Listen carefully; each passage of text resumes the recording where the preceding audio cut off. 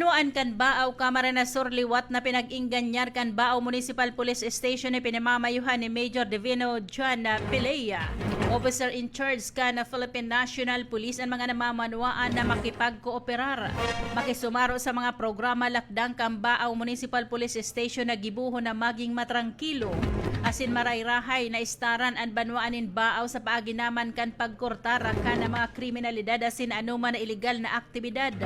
Sabi ka na pamayukan Baaw Municipal Police Station day magduwa-duwa o mag-alangan na magpaabot nin informasyon kung igwanin mga naaarama na mga tao na igwanin paglapas sa salay na yaon sa indang lugar. Nangapudan man ana opisyal ka na Baaw Municipal Police Station o ang pangapudan na kan opisyal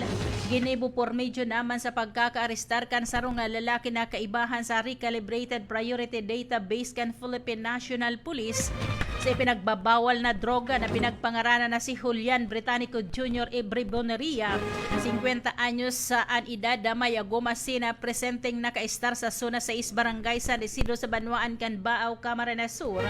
Huli naman sa pagbalgar sa Comprehensive Dangerous Drug Act of 2002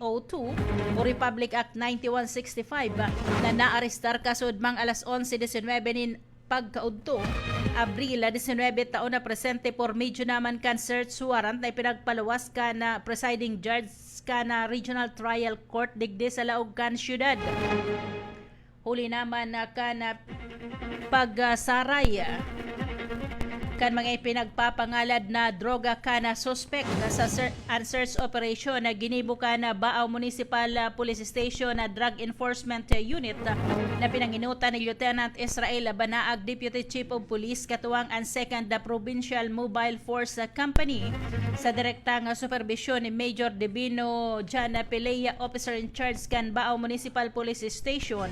sa koordinasyon sa Drug Enforcement Agency Region 5 sa nasambit ng search operation na search operation mismo ginibo sa pinag-iistaran kan suspect na kung sain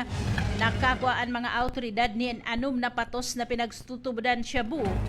kaibahan ani iba pang mga drug paraphernalia na pinagkakarkulong nasa anom na gramo ang timbangka na pinagsusuponiran Shabu na nakuha sa suspitsado